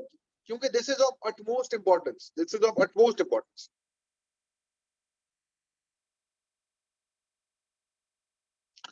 ठीक है। अब पैराग्राफ की जब आपने हेडिंग बना दी, उसके अंदर एक और चीज जो बहुत बहुत ज्यादा जरूरी है, वो क्या है कि पैराग्राफ कैसे लिखते हैं। पैराग्राफ के अंदर always keep in mind one thing, the shorter the better. जितना ज्यादा लिखोगे उतनी ज्यादा गलतियां करोगे, ठीक है। बिल्कुल सेंटेंस हो सकता है हेडिंग के अंदर, बिल्कुल हो सकता है, फ्रेज भी हो सकता है, ठीक है। पर्पस क्या है? पर्पस ये है कि मतलब अच्छी तरह कम्युनिकेट करना, जैसे मर्जी हो, फ्रेज में हो, सेंटेंस में, ठीक है। जितनी लंबी पैराग्राफ लिखोगे उतनी ज्यादा गलती करोगे। Keep it short, keep it crisp, ठीक है। इंश्योर कि आप लोग जो हो परफेक्ट तरह अपना पॉइंट अक्रॉस कर रहे हो, 5 से 6 लाइनों के अंदर लिख रहे हो, अगली हेडिंग पे पहुंचो, ठीक है। Try to analyse more and more. CSS is all about analysis. CSS के अंदर एनालिसिस के अलावा और कोई चीज नहीं है, एनालिसिस से ऊपर भी कोई चीज नहीं, ठीक है। एनालिसिस ही आपने करना है, और कुछ नहीं करना आपने यहाँ पे, ठीक है। शॉर्ट पैराग्राफ्स लिखो, लेकिन शॉर्ट पैराग्राफ के अंदर सारी रेलेवेंट बात करो। अगर कोई स्टेटिस्टिक है, स्टेटिस्टिक दो। अगर कोई एग्जाम्पल है, एग्जाम्पल दो। जितना ज्यादा उसको इंटरैक्टिव बनाओगे, जितना ज्यादा उसको रेलेवेंट बनाओगे, उतना ज्यादा ही फायदा होगा आप लोगों को। तो I hope I am getting my point across to you people, ठीक है। सर, मैं एक आप लोगों क्वेश्चन जो को ज्यादातर अराइज होता है वो ये है कि इंट्रोडक्शन में भी आप समरी लिख रहे होते हो जो आपने आगे लिखना है, और एट द एंड कंक्लूजन में भी आप समरी लिख रहे होते हो। तो इस चीज में डिफरेंशिएट कैसे करना है कि इंट्रोडक्शन में क्या चीज है जो कंक्लूजन में नहीं आ सकती, और कंक्लूजन में क्या चीज है जो इंट्रोडक्शन में नहीं आप लिख सकते? यार देखें, कंक्लूजन तो हमेशा is just a mirror image of the introduction, ठीक है। कंक्लूजन तो हमेशा यही होता है। कंक्लूजन के अंदर आप सिर्फ और सिर्फ क्या कर रहे होते हो? You are trying to rephrase what you have written in the entire body in new words, ठीक है, और कुछ भी नहीं है। इंट्रोडक्शन तो बहुत ही नेचुरली फ्लो करता है जब आप अपने सवाल को क्लोज कर रहे होते हो, ठीक है। अभी मैं इंट्रोडक्शन की भी बात कर लेता हूँ। मुझे आप ये बताएं कि पैराग्राफ के बारे में समझ आ रहा है, लंबी पैराग्राफ डेट्रीमेंटल है? पैराग्राफ के अंदर आपकी एग्जाम्पल हो, आपका कोई स्टेटिस्टिक हो, लेकिन ये मैं ये नहीं कह रहा कि हर पैराग्राफ के अंदर होगा, क्योंकि हर पैराग्राफ के अंदर नहीं हो सकता, ठीक है, हर पैराग्राफ के अंदर नहीं हो सकता, लेकिन आप जरूर बता सकते हो। फॉर एग्जाम्पल पाकिस्तान रशिया के रिलेशन के अंदर आप चीजें बहुत सी बता सकते हैं, आप बहुत सी चीजें बता सकते हैं जो कि हम कर सकते हैं। हर चीज का अलग अलग पैराग्राफ बना दो। नेशनल सिक्योरिटी पॉलिसी आई है ना, उसको जैसे अभी मैंने समझाया है ना, ठीक है, अगर तो सवाल उसके अंदर है कि जी नेशनल सिक्योरिटी पॉलिसी की जरूरत क्यों पड़ी, तो मैंने आपको पूरा उसका बिल्डअप बताया, ठीक है। व्हाई नॉट उसको छोटी छोटी पैराग्राफ्स में डिवाइड करके लिख दो, फिर आगे आ जाओ, नेशनल सिक्योरिटी पॉलिसी की चीजें क्या है वो सारी आपकी अलग हेडिंग्स है, ठीक है। फिर एक अलग हेडिंग बना दो, challenges with regards to the national security policy, और फिर उसकी सब हेडिंग्स बना दो। ये स्ट्रक्चर्ड अंदाज के अंदर काम होता है, ये ऐसे नहीं होता जैसे आप लोग free flow writing matric FSc में करते आए हो। अगर तो सीएसएस के अंदर स्ट्रक्चर फॉलो करोगे तभी आगे जाओगे, अगर इंग्लिश ऐसे के अंदर स्ट्रक्चर फॉलो करोगे तभी आगे जाओगे, अगर CS current affairs, Pakistan affairs, Islamiat के अंदर स्ट्रक्चर फॉलो करोगे तभी आगे जाओगे, ठीक है। तो स्ट्रक्चर बहुत जरूरी है, स्ट्रक्चर को फॉलो करना। ये फ्री फ्लो राइटिंग नहीं है कि भाई जो मेरा दिल करेगा मैं लिख दूंगा, ठीक है, जो मेरा दिल करेगा मैं लिख दूंगा, जो मेरा दिल नहीं करेगा मैं नहीं लिखूंगा। भाई स्ट्रक्चर है, ठीक है। वो 3 घंटे जो है दे आर योर टाइम, और उस 3 घंटे के बाद आपको ये फीलिंग आनी चाहिए कि भाई मैंने अपनी मेहनत को, अपने पैसे को जस्टिफाई किया, मैं अंदर खर्च मार के नहीं आया, मैं टाइम जाया करके नहीं आया। कोई सवाल ऐसा नहीं होगा जो आपको नहीं आता होगा, हर चीज आती होगी, सिर्फ अपने आप को अप्लाई करना है। अगर कोई चीज सवाल नहीं भी आता, मैं कहता हूं आपको तब भी आता होगा। It's just about how you understand the question and how you write go about writing that question, हर चीज आती है, ठीक है। अच्छा जी, इंट्रोडक्शन के ऊपर आ जाओ। कोई सवाल सवाल सवाल सवाल बताओ मुझे जल्दी से। कुछ स्पेसिफिक टाइप का एनालिसिस अगर आप रिकमेंड करें बच्चों को बताना चाहें, और लेंथ ऑफ द आंसर उसके ऊपर भी थोड़ा सा लाइट डाल बता मैं आपको मैं बताता हूँ मैं इंट्रोडक्शन की जरा बात कर लूं, क्योंकि इंट्रोडक्शन के अंदर बहुत लोग फंसते हैं पहले। अच्छा जी, इंट्रोडक्शन के अंदर आपने सबसे पहले क्या करना है कि सवाल को देखना है। आपने सवाल के अंदर कितने एस्पेक्ट्स हैं आपने उनको देखना। आपने ये देखना है कि सवाल को कितने हिस्सों में डिवाइड किया गया है, ठीक है। फॉर एग्जाम्पल पूछा जा सकता है, कुछ भी पूछा जा सकता है यार आपसे, ठीक है, कि what are the factors that led to the national security policy, ठीक है। What are the main contours of national security policy and what are the challenges that the national security policy will encounter, ये सवाल है, ठीक है। अब ये कितने हिस्सों में डिवाइड हुआ हुआ क्वेश्चन? ये 3 हिस्सों में डिवाइड हुआ हुआ, कि क्या हिस्ट्री थी, क्या कंटूर्स हैं, क्या चैलेंजेस हैं। तो सबसे पहले तो मुझे इस चीज का अंदाजा रखना है अपने माइंड के अंदर कि मैंने इन तीनों चीजों का जवाब देना है। मैंने ओवरऑल नेशनल सिक्योरिटी पॉलिसी का जवाब नहीं देना, मैंने इन तीनों चीजों का जवाब, ठीक है। तो आपने इंट्रोडक्शन लिखना शुरू किया करंट अफेयर्स के अंदर, ठीक है। अब आप जो अपना इंट्रोडक्शन लिखना शुरू करेंगे इसके इस सवाल का, आप उसको किससे स्टार्ट करेंगे? आप उसको स्टार्ट करेंगे फ्रॉम अ रीसेंट डेवलपमेंट।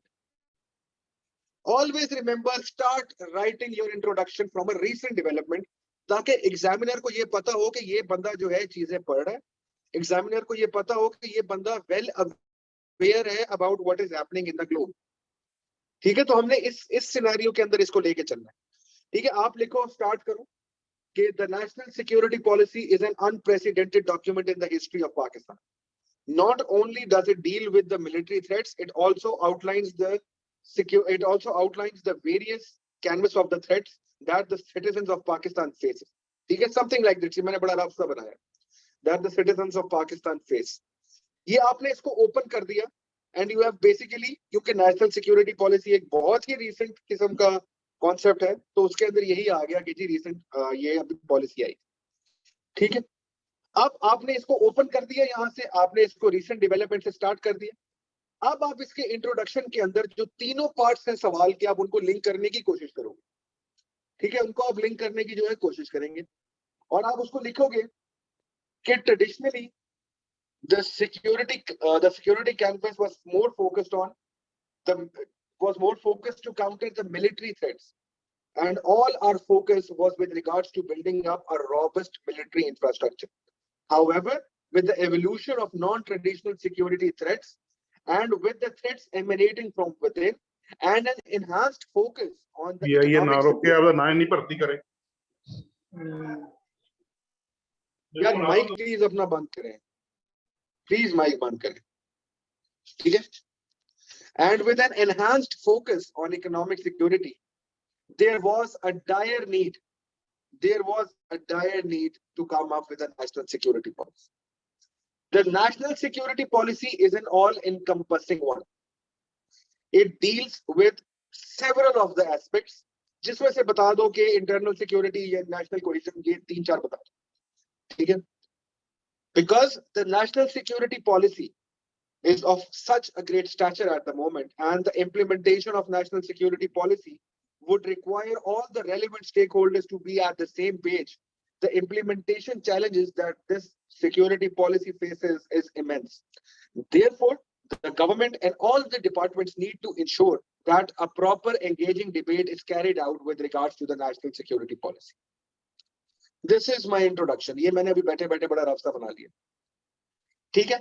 इसके अंदर मैंने क्या किया, मैंने रिसेंट डेवलपमेंट से स्टार्ट किया और मैंने जो तीनों एस्पेक्ट्स थे उनको आपस में जोड़ा। ऐसा नहीं है कि मैंने तीनों एस्पेक्ट्स को अलग-अलग रखा, मैंने उन तीनों एस्पेक्ट्स को आपस में लिंक किया। समझ आ रही है इंट्रोडक्शन की? देखो यार, इंट्रोडक्शन आपका पहला जो है इंप्रेशन है विद द एग्जामिनर। अगर इंट्रोडक्शन के अंदर गलत बातें लिखोगे आगे जाएगा ही नहीं, वो आपकी भूल है। जो मर्जी लिख दो आगे, वो आगे नहीं जाएगा। वो उधर ही गेज कर लेते हैं कि इस बंदे के अंदर कितना दमखम है, इसका सवाल पढ़ना चाहिए नहीं चाहिए, ठीक है? तो अनलेस एंड अनटिल आपका इंट्रोडक्शन पूरे सवाल का जवाब दे रहा है, ग्लिम्पसेस देनी है। इंट्रोडक्शन का मतलब ये नहीं होता कि 6 पेजों में इंट्रोडक्शन होता है। इंट्रोडक्शन मैक्सिमम जो है, मैं तो कहता हूँ 70% ऑफ द साइड होती है, बस 70% ऑफ द साइड होती है, नथिंग मोर, इससे ऊपर नहीं होती, ठीक है जी? तो इंट्रोडक्शन के बारे में चीजें क्लियर हुई हैं?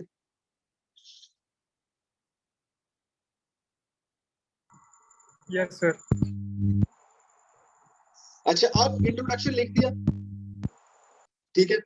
अब आप जाओगे मेन बॉडी के ऊपर और आप देखोगे कि जी पहला एस्पेक्ट क्या पूछा गया सवाल। पहला एस्पेक्ट आपसे पूछा गया है कि भाई जरूरत क्यों पड़ी नेशनल सिक्योरिटी पॉलिसी, ठीक है?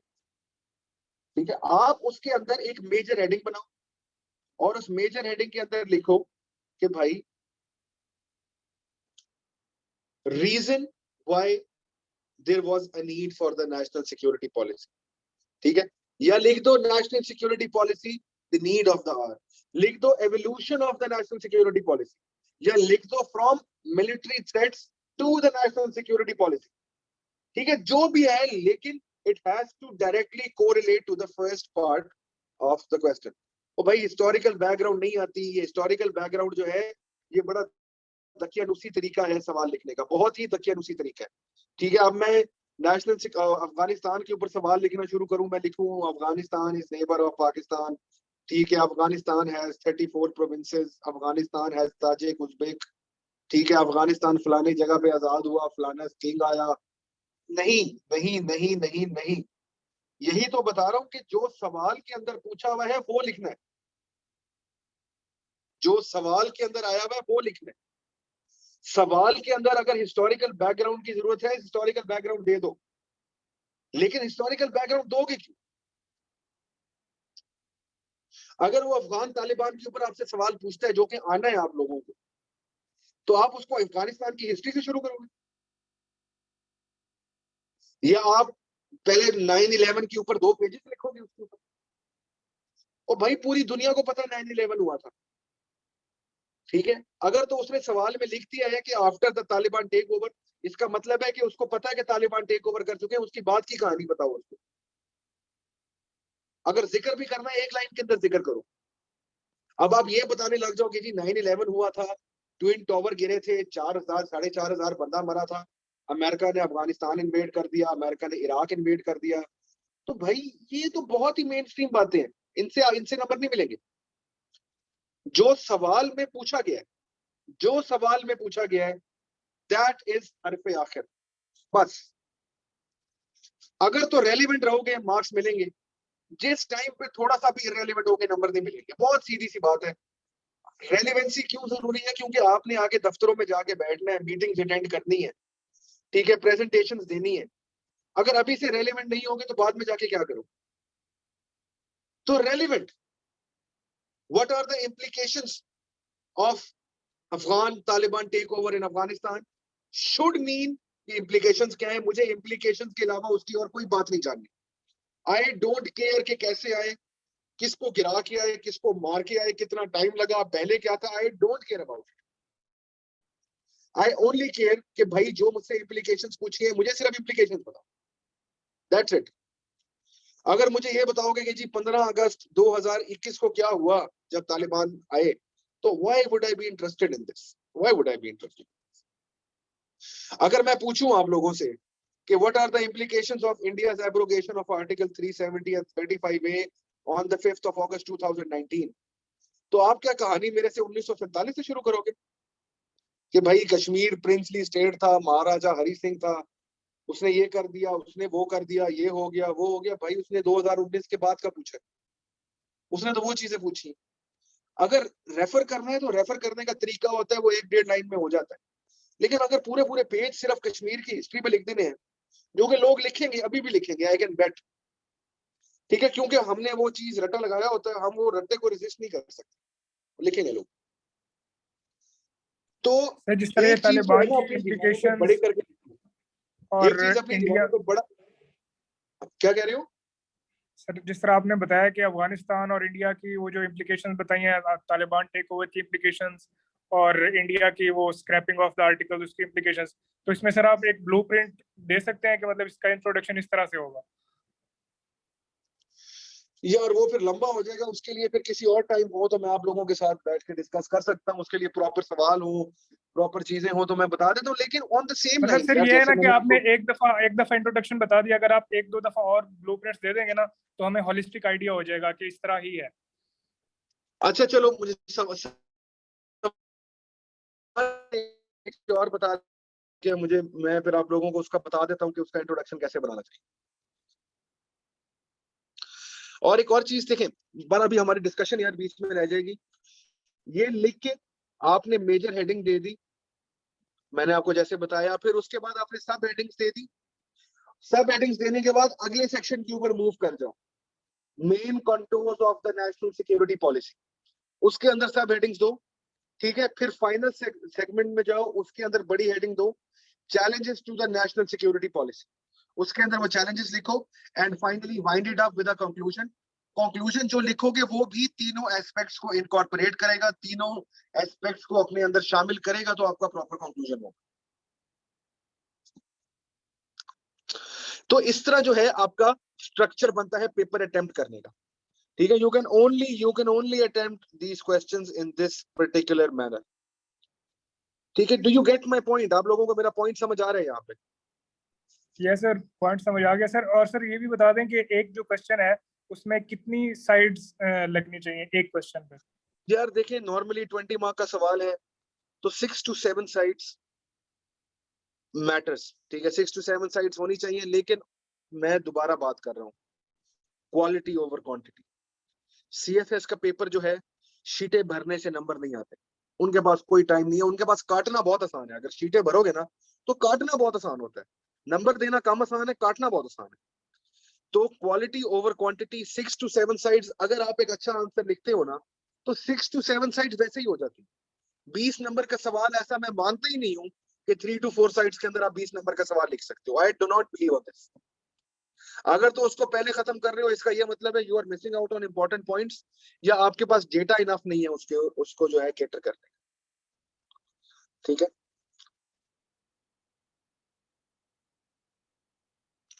गेट, अच्छा अब बात यह है कि मैंने जो है, I need to wind this up in 5 to 7 minutes, तो I will be taking 2 to 3 questions.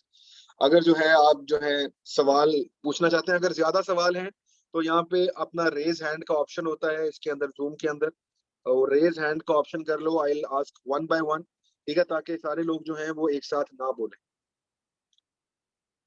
जो भी सवाल है, ठीक है, please feel free to ask.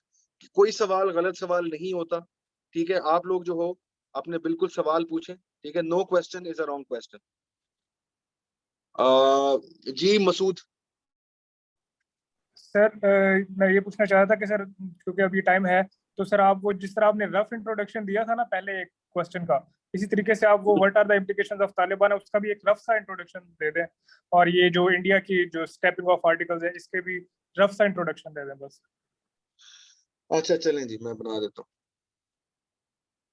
अच्छा सवाल देखें, सवाल कर लेते हैं कि जी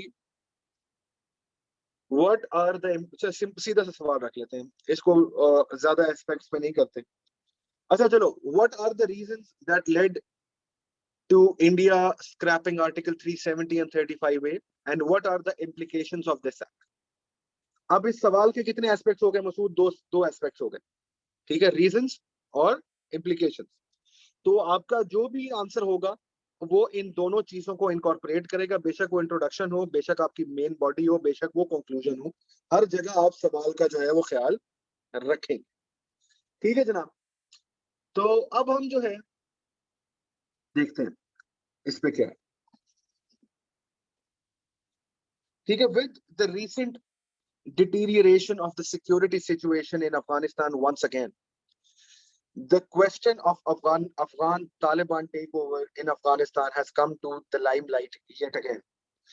नहीं, मैं किस चीज पे बात कर रहे थे? हम तो बात कर रहे थे इंडिया के ऊपर, सॉरी यार, मैं अफगानिस्तान के ऊपर चला गया। अच्छा जी, इंडिया के ऊपर, ठीक है, कि ठीक है, with several of the acts that have been passed in India, such as the Citizen Amendmentship Act, the Love Jihad Act, and with the recent treatment of the Muslims during the onslaught of COVID, one finds that the Indian regime has a tendency of hate and animosity towards the Muslims residing in India.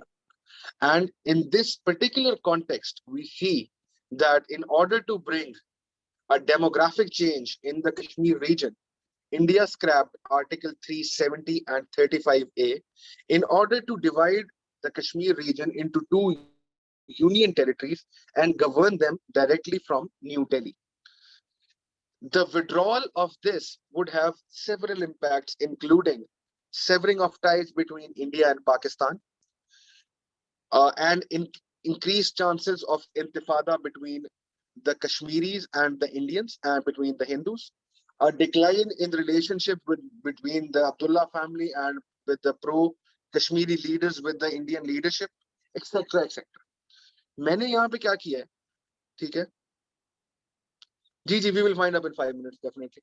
मैं आपको यहाँ पे ये बता रहा हूँ कि हम लोगों ने ये किया है कि हमने इसको आपस में लिंक कर दिया। मैंने इसको ओपन किया, मैंने बताया कि भाई आर्टिकल 370 35 में स्क्रैप होने की कंडीशन क्या थी, मैंने उसको लिंक कर दिया कि उसके साथ विद द इम्प्लीकेशंस, और मैंने एक उसका होलिस्टिक पिक्चर बना दी ओवरऑल। ये बहुत ही रफ से है, मतलब अगर मैं इनको लिखने बैठूंगा आई एम प्रिटी श्योर मैं इसको बहुत बहुत अच्छी तरीके से लिख सकता हूँ, ठीक है, लेकिन ये रफ जिस तरह आपके माइंड में आता है आप उसको वैसे जो है लिख रहे होते हैं, ठीक है। अब इसी तरह जो है हम दूसरा, आपने कौन सा सवाल बताया था? तालिबान का? अच्छा yes sir, implications of Taliban takeover.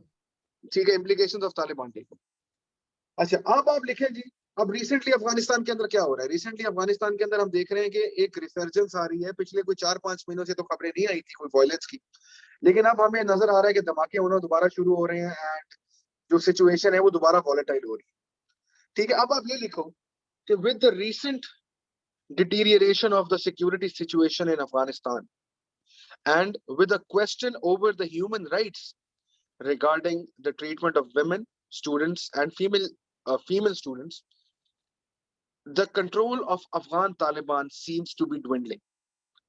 In such a scenario, it is of imperative importance to understand whether a stable Afghanistan would be possible and what are the possible measures that the Afghani Taliban or the Afghani regime at the moment can take to ensure that Afghanistan becomes a stable place. Okay, there are several implications that one can imply that have led that one can imply from the Afghan takeover from the Taliban take over of Afghanistan. तो इस तरह का कुछ आप बना सकते हैं, ठीक है, जिसके अंदर आप रिसेंटली बताएं कि अफगानिस्तान के अंदर क्या हो रहा है, फिर उसको आप लिंक कर देंगे भाई वो जो कुछ भी हो रहा है वो सारा कुछ जो है वो तालिबान के टेक ओवर की वजह से हो रहा है, and you try to link it with the question, ठीक है। तो इस तरह का जो है कुछ इंट्रोडक्शन है। बल्कि जैन भाई, इनको मैं थोड़ी सी एक असाइनमेंट भी दे देता हूँ, ये बना के एक क्वेश्चन का अगर इंट्रोडक्शन भेज दें तो ठीक है, मैं इनको उसके ऊपर थोड़ी सी नजर मार लूंगा, या जैसे आपको बेहतर लगता है, जैसे आप उसको बेहतर जो है वो प्लान कर सकते हैं। जी शीजा, आप बताओ। सर मेरा क्वेश्चन जो है पेपर से हट गया है, क्योंकि रूटीन के हवाले से भी हमें अपने आप को सेट करना होगा कि हमारी रूटीन क्या होनी चाहिए, कि मतलब सुबह शाम हम पेपर दे रहे हैं, नींद कितनी की जाए और क्या स्ट्रेटजीज अपनाई जाए कि आपको पेपर के दौरान नींद ना आए और आप पूरे 7 दिन जो 8 दिन आपके पेपर होंगे आप एक्टिव रहें। देखें जी, सबसे जरूरी चीज ये है कि जब पेपर शुरू होना तो एक चीज का खास ख्याल रखना है, वो है नींद, और दूसरी चीज है अपनी सेहत। अगर तो पेपरों की टेंशन में हेडेक्स, परेशानियां, चीजें करनी है तो भाई तब तो पेपर वैसे नहीं होते, ठीक है। वी नीड टू इंश्योर कि आप परफेक्ट हेल्थ में हो। हेल्थ में होगे तो सोच भी रहे होगे, सही खा पी रहे हो, ठीक है, और अपनी सेहत का ख्याल रख रहे हो। इस दौरान अगर अपने आप को आपको ये लगता है कि आप पूरे पूरे रजिस्टर उठा के नोट्स रिवाइज कर लोगे तो आप गलत है, आप नहीं कर पाएंगे, ठीक है, आप बिल्कुल भी नहीं कर पाएंगे। सिर्फ वो लोग कर पाएंगे जो अपने डिटेल्ड नोट्स को 1 पेपर या 2 पेपर नोट्स के अंदर कन्वर्ट कर चुके होंगे। वो क्या करेंगे कि वो शाम को जब घर आएंगे वो एक नजर मार लेंगे कि क्या क्या इंपॉर्टेंट टॉपिक्स हैं। लेकिन if you think you will be able to revise entire registers, that is not possible, और वो करना भी ना, सिर्फ परेशानी होगी। रिलैक्स, सेटबैक, जो तैयारी करनी थी वो कर ली है, ठीक है, कोई तीर जो है आप नहीं मार लोगे उसके अंदर, ठीक है, ज्यादा। इन 7-8 दिनों के अंदर अपनी सेहत का, अपने आप का, अपनी फटीक का ख्याल रखो, that is it. Clear mind के साथ जाओ, इंश्योर के अपने आप को तसल्ली दो कि यू विल डू इट। कहो कि यार बाकी लोग कर सकते हैं, मैं भी कर सकता हूँ, ठीक है। लिसन टू सॉन्ग्स, प्रे, नमाजें पढ़ें, ठीक है, just chill out, chill out, ठीक है। परेशान होने से कभी कोई चीज अचीव नहीं हुई और ना ही कभी होती है, ठीक है। कोई चीज अचीव नहीं हुई भी, ना ही कोई चीज अचीव होगी। तो अपनी रूटीन को इस तरह मैनेज करें कि you are done with this पहले से। जी मैमूना, आप बताएं।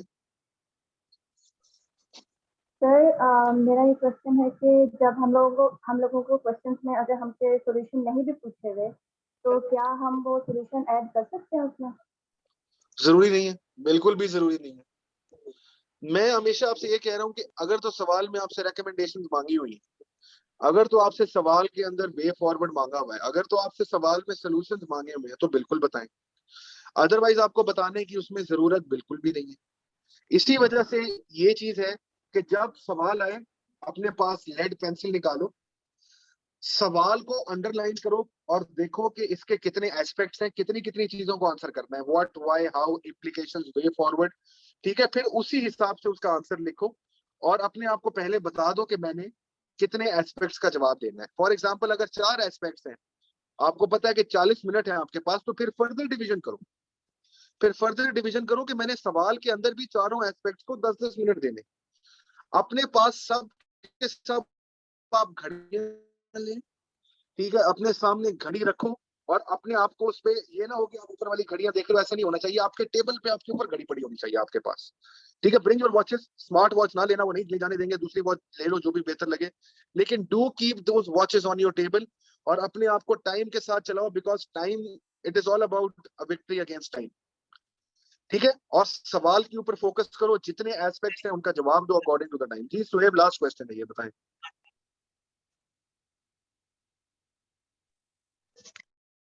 सर मेरा एक क्वेश्चन है कि जिस तरह से पेपर्स 2 होते हैं सेम डे में, तो उसके हवाले से सेकंड पेपर की किस तरह से प्रिपरेशन, मतलब रिवीजन के पॉइंट ऑफ व्यू से की जाए 1 घंटे के अंदर, क्या मेन चीज? उसके लिए शॉर्ट, एक ही तरीका है यार, शॉर्ट नोट्स, या शॉर्ट नोट्स, या दूसरा तरीका है सुकून, ठीक है। I prefer the second one, क्योंकि मैं अपने आप को जो है वो, I used to treat myself कि भाई मैंने एक पेपर दे दिया, इट इज गुड, सुकून करूंगा, मेरे हाथ से मामला निकल चुके हैं, I can not revise in 1 hour. जो आप 1 साल में नहीं कर सके वो आप 1 घंटे में नहीं कर सकेंगे। इट इज वेरी इंपॉर्टेंट, बड़ी क्लियर सी बात है। अगर तो शॉर्ट नोट्स बना लिए जो सेकंड टाइम में पेपर है मैं उनको करूंगा कि बैठो, वो प्रिंटर पेपर लो, A4 शीट पकड़ो, ठीक है, 2 पेपर लो, उनको मुख्तलिफ सेक्शंस में डिवाइड करो और शॉर्ट नोट्स बनाओ, ठीक है। सेकंड टाइम वाले पेपर के लिए आपके पास सिर्फ वो होने चाहिए, ठीक है, अपने जहां पे भी आप जा रहे हो उनको सिर्फ 1 घंटे के अंदर रिवाइज कर सकते हो, ठीक है। इन चीजों को जो है आप ना करिएगा कि पूरा पूरा 1 घंटा अपना ना जाया करिएगा। मेंटल रिलैक्सेशन बहुत जरूरी है, ठीक है। डिहाइड्रेटेड मत होइएगा, आराम से सुकून से पेपर पूछेगा, एक ही सोल्यूशन है उसका, ठीक है, and that is only and only short notes. और किसी का सवाल है?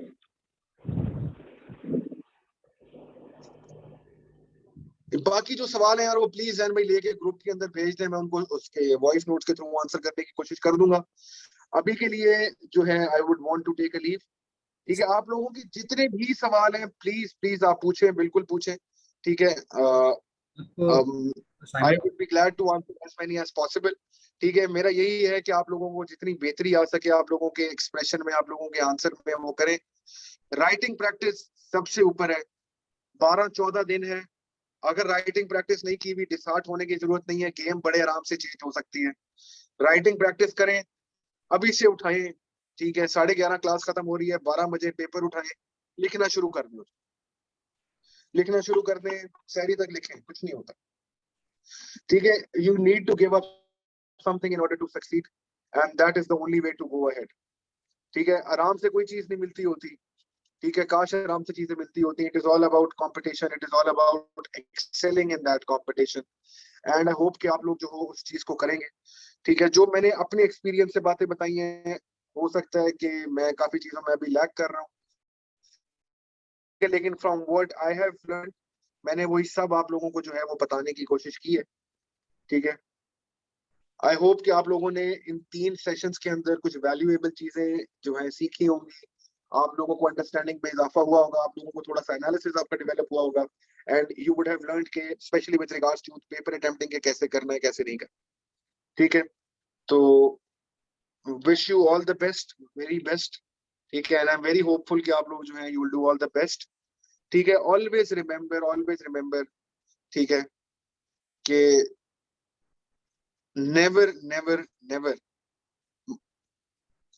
B confused and always think of yourself in high esteem, ठीक है। ये ना सोचिएगा कभी कि मैं नहीं कर सकता या ये मेरे बस के बाहर वाली चीजें हैं। यकीन करें, आफ्टर ट्रेनिंग या after going through all of these rounds I have realised कि वही लोग कर सकते हैं जिनके अंदर बिलीफ होता है, ठीक है, और वो लोग नहीं कर सकते, ठीक है, जिनको बहुत ही ज्यादा कॉन्फिडेंस होता है और जो कहते हैं कि जी हमसे तो बड़ी कोई चीज ही नहीं है। It's all about how you perform on that day, it is all about कि आप किस माइंडसेट के साथ जा रहे हैं, ठीक है। बहुत से लोगों को सब कुछ पढ़ा होगा, 3-3 साल पढ़ा होगा, ठीक है, उस दिन जो है वो परेशान होके, उस दिन जो है ये सोच के कि जी मेरे तो हाथ पांव कांप रहे हैं, मेरी तो दुनिया खत्म हो जाएगी अगर मैं ये पास ना कर सका, मैं क्या करूंगा, आगे का क्या होगा। भाई आगे कुछ नहीं होगा, उसी दिन की बात है, वो 3 घंटे हैं, फॉरगेट अबाउट आगे क्या होगा, वो 3 घंटे 8 दिन गुजारने हैं। यकीन करो वो 3 सालों की प्रेपरेशन आपकी एक साइड पे, 2 सालों की, 1 साल की, 6 महीने जितने की है एक साइड पे, वो जो 6 और 7 दिन गुजारना है वो एक साइड पे, it is one over there, it is one over there, right over there in those 6-7 days।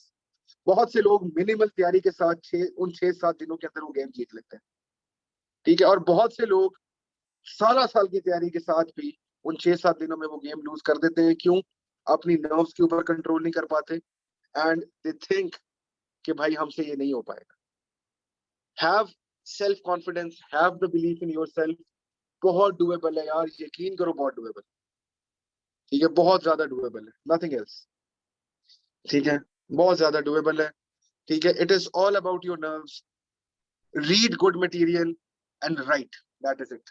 अच्छा मटेरियल पढ़ो, न्यूयॉर्क टाइम्स पढ़ो। आपको पता है पाकिस्तान में, ये मुझे सिर्फ एक चीज बता दो लास्ट, कि न्यूयॉर्क टाइम्स कौन सी अखबार के साथ आता है पाकिस्तान में? एक्सप्रेस ट्रिब्यून के साथ, ठीक है, कितने लोगों को ये बात पता है?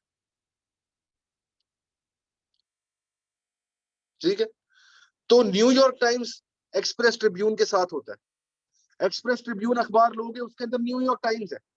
यूक्रेन की जंग कवर करनी है, डेली आ रहा है उसके अंदर, डेली आ रहा है। पाकिस्तान की इकोनॉमी के मसले पढ़ने हैं, ठीक है, Shahbaz Rana Daily Express Tribune के अंदर लिखे, ठीक है, थोड़ा सा एफर्ट करें, थोड़ी सी चीजें देखें, you will be able to make it इंशाल्लाह। ठीक है, तो मैं आप लोगों को एक सवाल भेजूंगा, आप लोगों ने मुझे ना उसका इंट्रोडक्शन लिख के भेजना है, सिर्फ ओनली द इंट्रोडक्शन। ठीक है, जैन साहब से मैं कहता हूँ वो आप लोगों को सवाल भेजते हैं, तो वो कल रात तक जो है, माइंड यू, जो मुझे पीडीएफ में भेजेगा मैं सिर्फ वो चेक करूंगा, मैं इमेजेस चेक नहीं करूंगा।